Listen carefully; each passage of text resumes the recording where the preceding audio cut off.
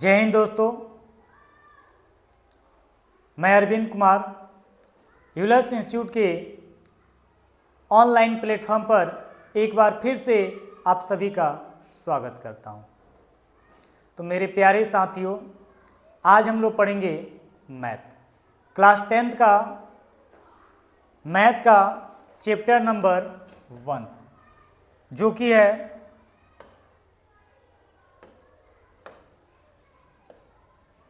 वास्तविक संख्याएं, real number. तो आज हम लोग वास्तविक संख्याएं यानी रियल नंबर्स के जितनी भी ऑब्जेक्टिव है उनको एक एक करके देखेंगे। तो आइए, आपके स्क्रीन पर पहला जो क्वेश्चन है वो है कि यदि भाग एल्गोरिथम a बराबर बी क्यू प्लस आर में b बराबर 4, q बराबर 5, r बराबर 1 हो तो a का मान क्या है। ऑप्शन आपका दिया है 20, 21, 25 या 31। आइए देखते हैं, इसका सॉल्यूशन करते हैं, हल करते हैं। लिखेंगे a बराबर बी क्यू प्लस आर। हमें किसका मान निकालना है? हमें a का मान निकालना है। तो ध्यान दीजिए, यहाँ से जो वैल्यू दिया हुआ है उसको रखिए, a को रहने देते हैं। b का वैल्यू देखिए यहाँ पे दिया है 4, तो यहाँ रख दीजिए 4।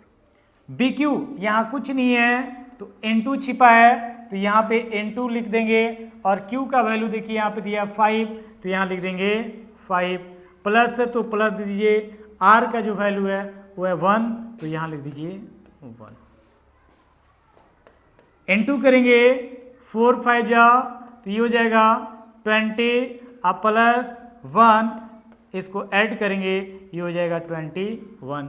यानी हमारे a का जो वैल्यू मिलेगा वो मिलेगा 21 मिलेगा। यानी करेक्ट आंसर जो होगा ऑप्शन नंबर क्या हो जाएगा? डी हो जाएगा। आइए अगले क्वेश्चन को देखते हैं। हम सभी क्वेश्चन को तो लिख कर नहीं लाए हैं, तो आइए बुक से देखते हैं, ठीक है, इसको क्लियर करते हैं।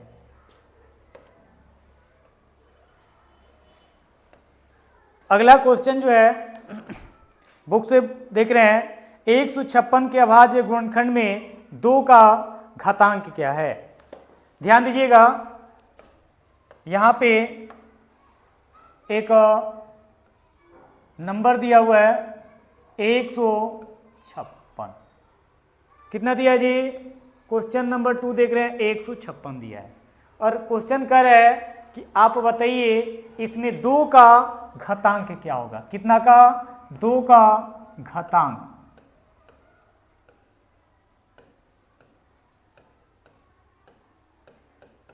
क्या होगा? क्या करेंगे? तो हम इसका निकालेंगे अभाज्य गुणनखंड। तो लिखेंगे 156 और कुछ इस तरीके से इसका हम लोग हल करेंगे, सॉल्यूशन करेंगे। तो क्या लिख देंगे? 156 कुछ इस तरीके से लिख देंगे। इसमें सबसे छोटी अभाज्य संख्या, आप सब जानते हैं कि जब भी हम अभाज्य गुणनखंड निकालते हैं तो सबसे छोटी अभाज्य संख्या से क्या करते हैं? इसको डिवाइड करते हैं। अगर जैसे सबसे छोटी, ध्यान दीजिए, 2, 3, 5, 7, 11, थोड़ा सा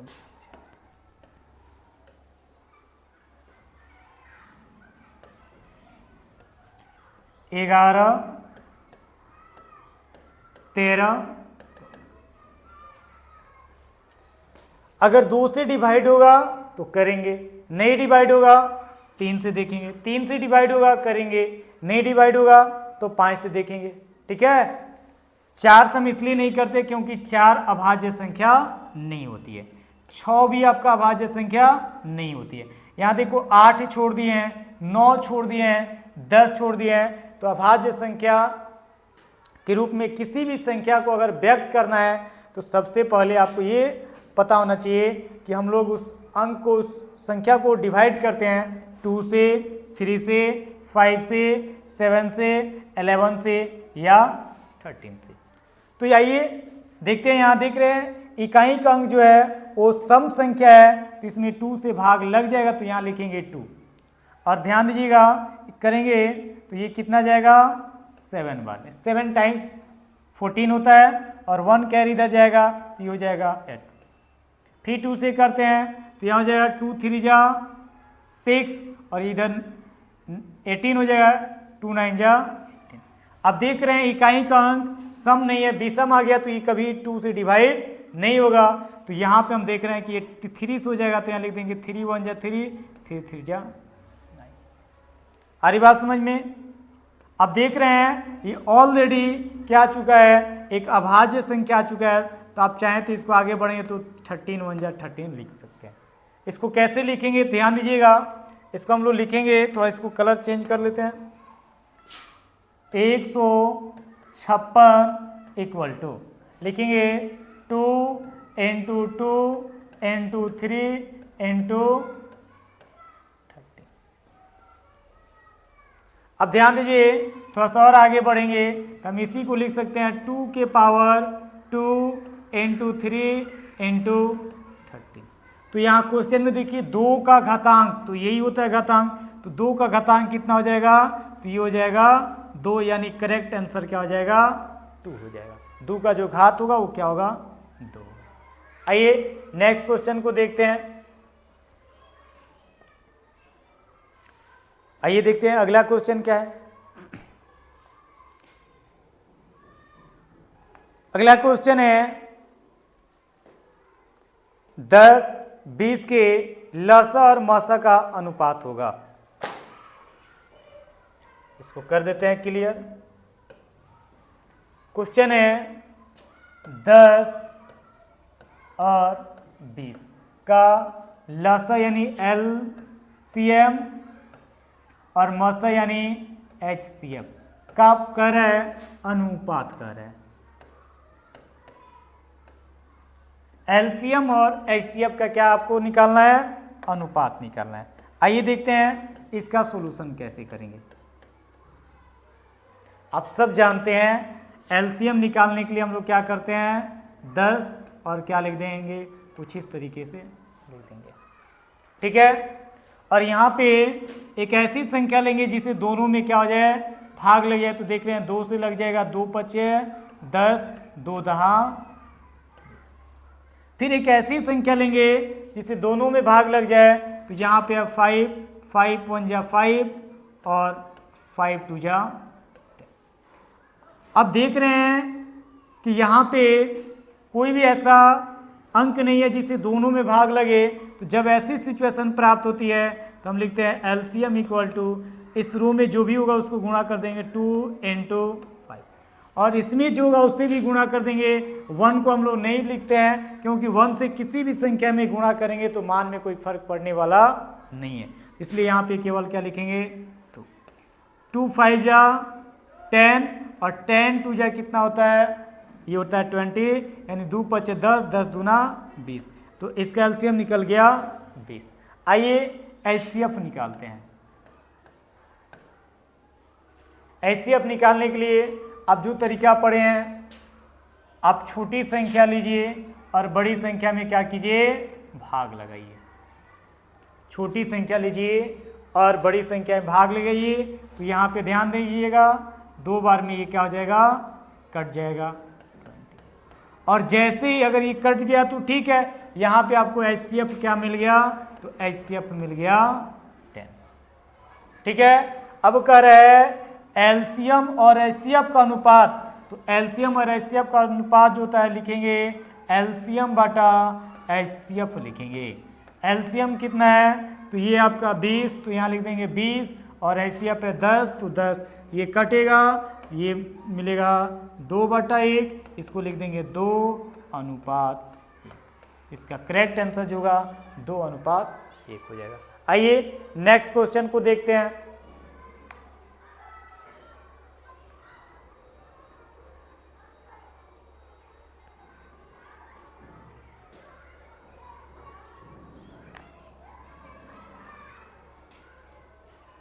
अगला क्वेश्चन है, सबसे छोटी भाज्य संख्या और सबसे छोटी अभाज्य संख्या का मौसा होगा।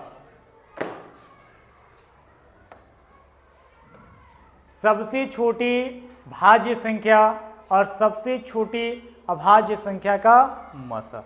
आइए देखते हैं। सबसे छोटी, ध्यान दीजिएगा, छोटी भाज्य संख्या, तो सबसे जो छोटी भाज्य संख्या होता है वो होता है 4, ठीक है। और सबसे जो छोटी होती है अभाज्य संख्या, अभाज्य संख्या वो होती है 2। एक न तो भाज्य होती है और न ही अभाज्य होती है।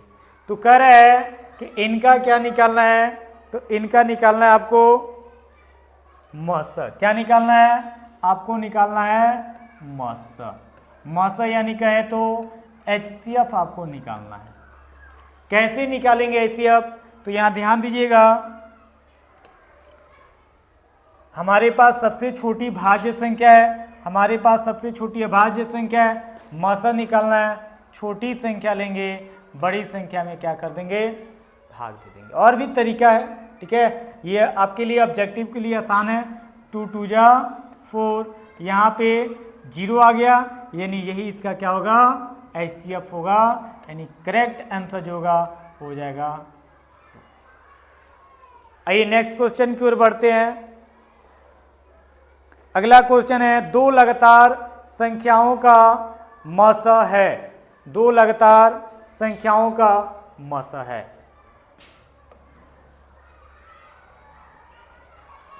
फिर से ध्यान से सुनिएगा, क्वेश्चन कर रहा है 2 लगातार संख्याओं का मौसा। लगातार संख्या का मतलब हो गया 4 5 या 6 7 या 20 21 या 100 100, इसका पूछ रहा है मौसा।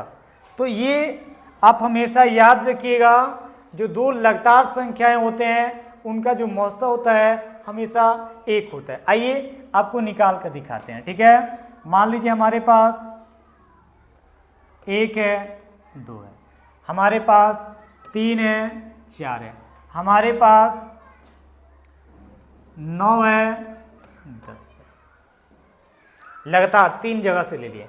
यहाँ देखो 1 से भाग लगाओगे 2 में तो कितना बार में? 2 बार में हो जाएगा, कैंसल है, यहाँ आ जाएगा 0।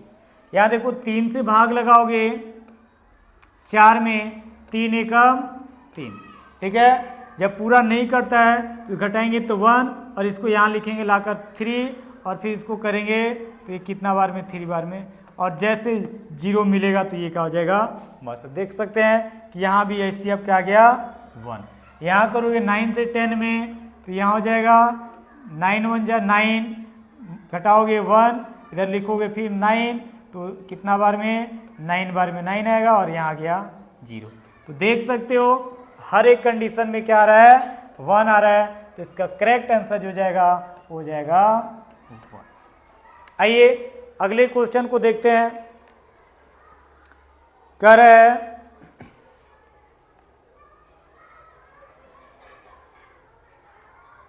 2 लगातार विषम संख्याओं का मौसा होता है। 2 लगातार विषम संख्याओं का, जैसे मान लो 3 5 हो गया, या मान लो 7 9 हो गया।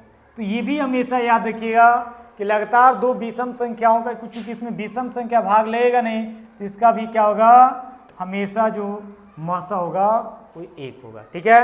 अगले क्वेश्चन की ओर बढ़ते हैं।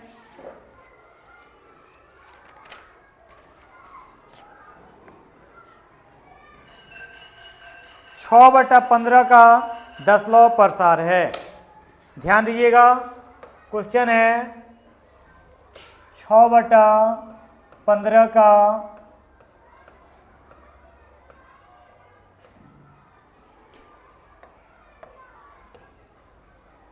6 बटा 15 का 10वां प्रसार है, 6/15 का दशमलव प्रसार है। अब सब जानते हैं दशमलव प्रसार या तो शांत होगा या तो अशांत होगा।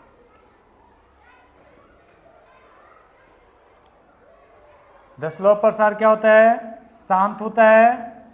क्या होता है? अशांत होता है। ठीक है, तो यहां पे ध्यान दीजिएगा, हम लोग पढ़े हैं शांत के लिए कि किसी भी संख्या के, ठीक है ना, किसी भी परिमेय संख्या की अगर हम कहें, किसी भी परिमेय संख्या की,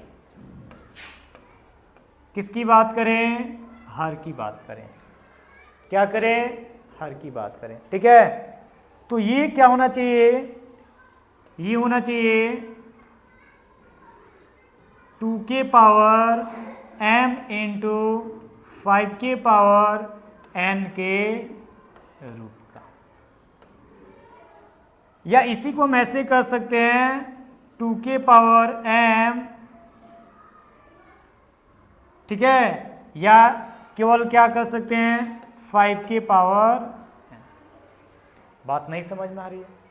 अरे कहने का अर्थ है कि अभाज्य गुणनखंड में 2 आए 5 दोनों एक साथ आए, या केवल 2 आ जाए, या केवल क्या आ जाए 5 आ जाए, तो हम कहेंगे उसका दशमलव प्रसार जो होगा वो होगा शांत होगा। क्या होगा दोस्तों? शांत होगा। अगर ये नहीं आता है तो दशमलव प्रसार क्या होगा? अशांत होगा। ठीक है, अब ध्यान दीजिएगा, अगर हम परिमेय की बात करें तो शांत अशांत हो रहा है, ठीक है ना, लेकिन अगर हम बात करें अशांत की, अशांत, तो ये अशांत कितने प्रकार का होता है? 2 प्रकार का होता है। एक होता है अशांत आवर्ती। क्या होता है जी? अशांत आवर्ती। और दूसरा होता है अशांत अनावर्ती। पे ध्यान दीजिएगा, अशांत आवर्ती जो होते हैं वो सभी संख्याएं क्या होते हैं? परिमेय संख्या होते हैं, यानी जिस संख्या का दशमलव प्रसार अशांत आवर्ती होता है वो होते हैं परिमेय संख्या। ठीक है, और यहां पे ध्यान दीजिएगा, जिन संख्याओं का दशमलव प्रसार अशांत अनावर्ती होता है वो होते हैं अपरिमेय संख्या। जैसे रूट अंदर 2 का वर्गमूल निकालोगे तो 1 पॉइंट के बाद यहाँ जो भी अंक आएगा वो कभी कंप्लीट नहीं होता है, उसका समापन नहीं होता है। लेकिन यहाँ पे ध्यान दीजिएगा, इसमें जैसे आता है 0, एक एग्जाम्पल इसमें होता है क्या है, जैसे मान लो 5 पॉइंट आ गया 1 0 1 1, फिर 0 1, फिर 1 0 1, इस तरीके से कुछ करके, या पॉइंट के बाद 0 1 0 1 1 0 1 0 4 1, तो इस तरीके से अगर पॉइंट के बाद संख्याएं अंक काटते हैं तो हम क्या कहेंगे? इसका दशमलव प्रसार होता है अशांत अनावर्ती। किसका पार्ट होता है जी? अशांत का ही होता है। ठीक है, अशांत का मतलब क्या होता है? यहां ध्यान दीजिए, अशांत आवर्ती का मतलब होता है कि पॉइंट के बाद अलग अलग 2 4 5 3 7 9 8 7 ऐसे करके आते हैं।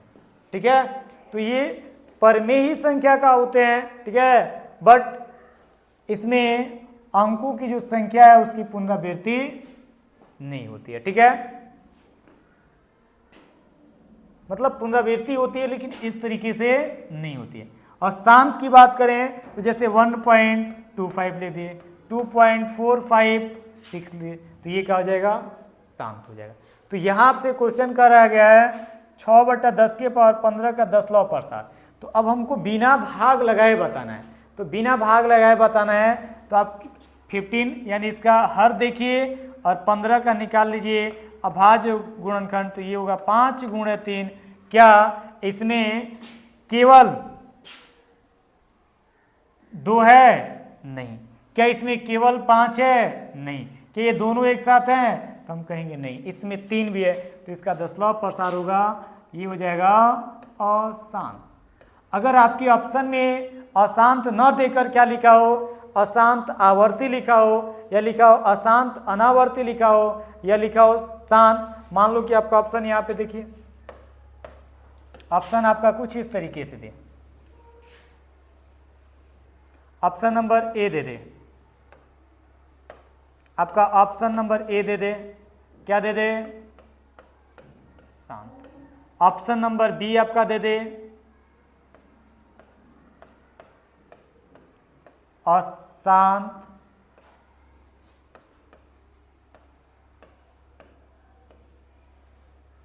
आवर्ती। ऑप्शन नंबर सी दे दे अशांत अनावर्ती,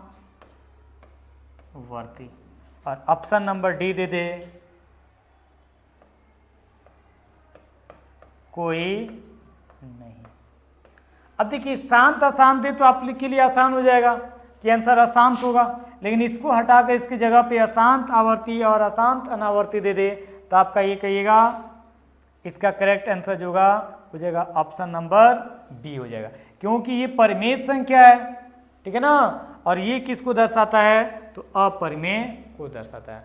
इसको अशांत अनवसानी ऐसे भी हम क्या करते हैं, लिखते हैं। आइए नेक्स्ट क्वेश्चन को देखते हैं।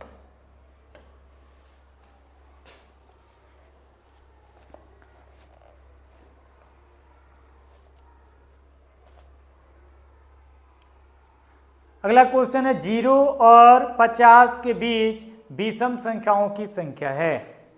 0 और 50 के बीच,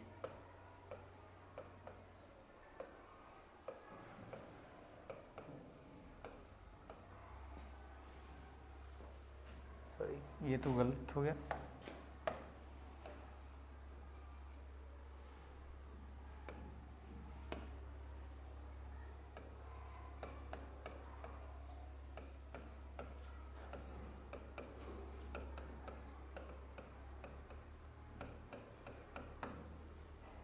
जीरो और 50 के बीच विषम संख्याएं।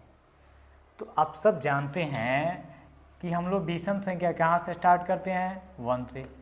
एक विषम तो एक सम, एक विषम, फिर एक सम, फिर एक विषम, ठीक है ना। तो यहाँ ध्यान दीजिएगा, अगर 0 और 50 के बीच पूछ रहा है तो यानी 1 से लेकर कहाँ तक, 49 तक पूछ रहा है, ठीक है। तो ध्यान दीजिएगा 1 से लेकर 49 तक पूछ रहा है, तो इसमें आप क्या कीजिएगा, n+1/2 कर दीजिएगा। ये चाहे ये वाला छोड़िए, इसको आप सब जानते हैं 49 तक। अंतिम वाला देखिए, पहला वाला क्या है जी, अगर हम 50 तक भी जाएं, 50 तक कहाँ तक जाएं, 50 तक जाएं तो भी 49 तक ही विषम आएगा। तो 50 तक में हम जानते हैं 25 संख्याएं सम होती है और 25 संख्याएं क्या होती है, विषम होती है। अगर हम 70 तक जाएं तो इसमें से 35 संख्याएं सम होती है और 35 संख्याएं क्या होगी, विषम होगी। आ रही बात समझ में। तो इसका करेक्ट आंसर जो है 25 हो जाएगा। आइए नेक्स्ट क्वेश्चन को देखते हैं।